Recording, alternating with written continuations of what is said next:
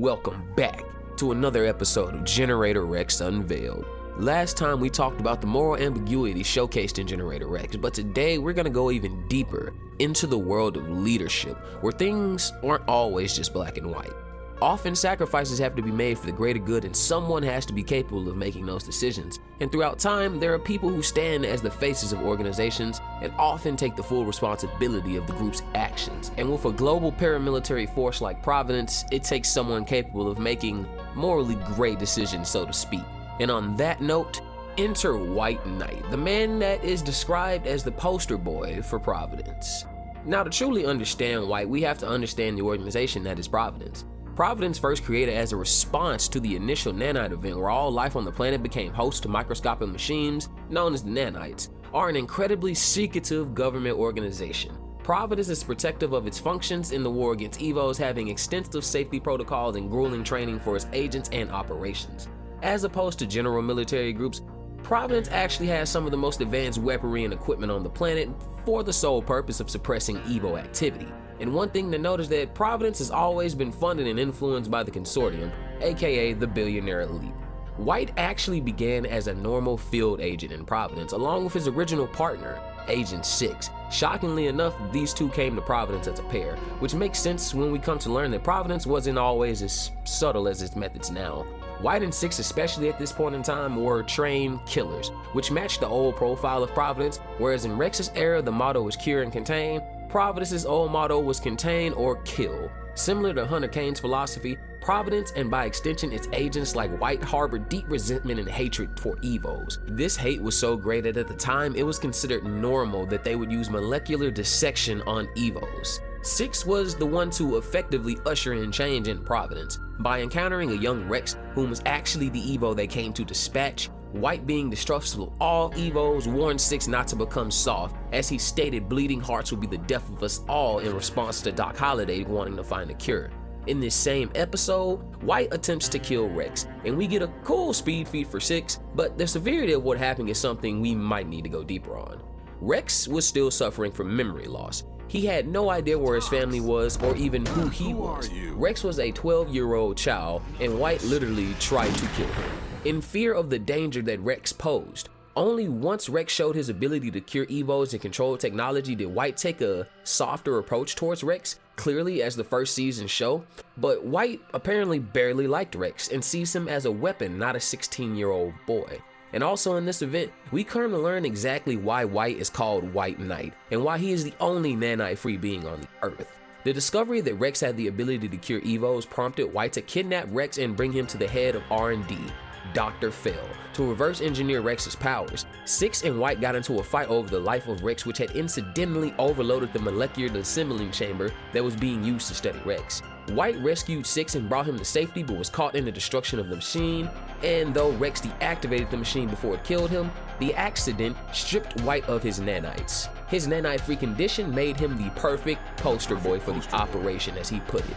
But as a consequence, he was trapped in a sterile, nanite-free environment for the rest of his life to prevent reinfection from nanites. And this is why we see him in only his office in the early seasons, and even later only coming out in various protective suits. Now, understanding more about White's background, I personally see the reason he is the way he is. To simply put it, White is old school, a professional soldier trained to get the job done by any means necessary. And in this, we have tons of examples. Cold and ruthless when it comes to achieving his goals, White seems to favor violence to get the job done, if not violence, manipulation. For example, he was prepared to detonate a bleach bomb planted on the Brooklyn Bridge in order to stop the advancement of an E.V.O. named Peter Meacham, shout out, and his army of zombies. Later, White Knight scolded Rex about not following his orders, despite the fact that in doing so, Rex just saved over 11 million lives. He views most of his soldiers, including Rex, as expendable weapons. When his soldiers act out of line, he's not above threatening them. He's even threatened to eliminate Rex if 6 cannot learn how to control him. Whatever keeps him on his leash. But if he shows the slightest sign of turning into that thing again, it's all on you. Later on though, White does show more extreme prejudice towards Rex, having one of his first battle-suited strolls outside the office against Rex, where Rex realized all of White's weapons weren't meant just to stop E.V.Os. They were meant to stop Rex. White has also once again been shown to be incredibly manipulative.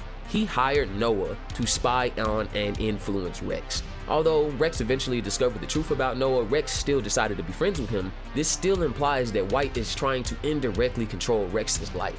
White seemingly always had a contingency plan if things failed, and ironically, this kind of reminds me of Batman's little habit of having a way to kill each member of the Justice League.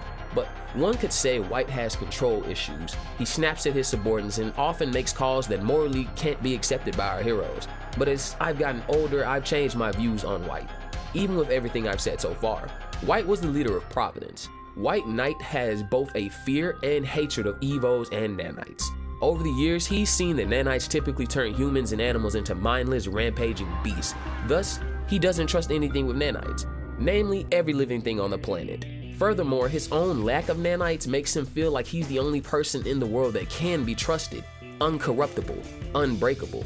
Every decision he made was calculated and weighed on his mind, and he often spoke about only he could do this job because, once again, he was the only one that was not corruptible. Only he was nanite free, and to a certain extent, it does make sense. The entire world drastically changed, and White likely went from a morally gray world of a mercenary to very black and white lifestyle of Providence versus E.V.Os. As the head of Providence, White had to oversee global spanning operations, troop management, limiting collateral damage, PR, protecting diplomatic ties, and all of this while dealing with threats like Van Kleist and other tough E.V.Os. The true leaders of Providence were still the Consortium, or his biggest foe, the superpowered teenager who won't follow orders. The stress of leadership clearly had its effect on White, and perhaps at times even his judgment. But one thing I like to note is that when Providence decided to make a change in management, White literally tried to start a coup, not standing for his ousting nor the appointment of his replacement, Black Knight. White, often portrayed as a glorified pencil pusher, actually participated in many of the bigger combat moments of Generator Rex, and at the end leads all of his and Providence available forces to help Rex stop the Consortium and their plot to become gods. White Knight revealed that he had constructed a giant mech-like robot designed to combat E.V.Os, and specifically for Rex if he ever went out of control.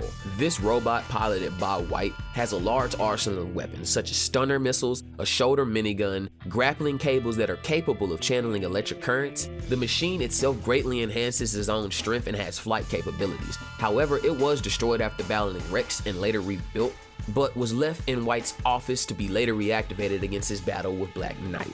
Eventually, White revealed another suit he would utilize under dire occasions. He would emerge from his office wearing a white pressurized suit that protects him from being infected and affected by nanites. It also greatly enhanced his personal strength, reflexes, and agility tenfold, and had self-repairing capabilities. A mini laser and a missile launcher that were built into his wrist were also part of the suit, and it even had a built-in jetpack which enabled him to fly. The faceplates allowing filtering elements to pass through such as food, as does other aspects of White's suit. It was actually incredibly unique. White was probably one of the more interesting characters from Generator Rex, and we honestly got to see a lot of character develop from him. A lot that we probably didn't really recognize or appreciate as kids. He is the perfect example of an old dog learning new tricks. His willingness to go against his past and overbearing nature in order to finally see eye to eye with Rex was high-key underlooked by myself as a kid, and obviously I feel like most people will relate to Rex and his battle against authority, but as I've grown older, I understand White Knight a lot better. In conclusion, White was a man from a mercenary background, a dedicated and devoted soldier that eventually worked his way to the upper echelons of Providence. His decisions were often based on cold and rational logic, and though he adopted a more compassionate point of view after meeting Rex and subsequent interactions with him, these things didn't make him the most ideal leader, but the best man for the job in his own words. But you all let me know down below. Was White Knight simply just overbearing and evil, or was he a man that did what he had to do? As always, men of action truly outdid themselves with Generator X, and I feel like there's always something deeper to be revealed the more I make these videos. But once again, let me know down below in the comments. Thanks for watching, everybody.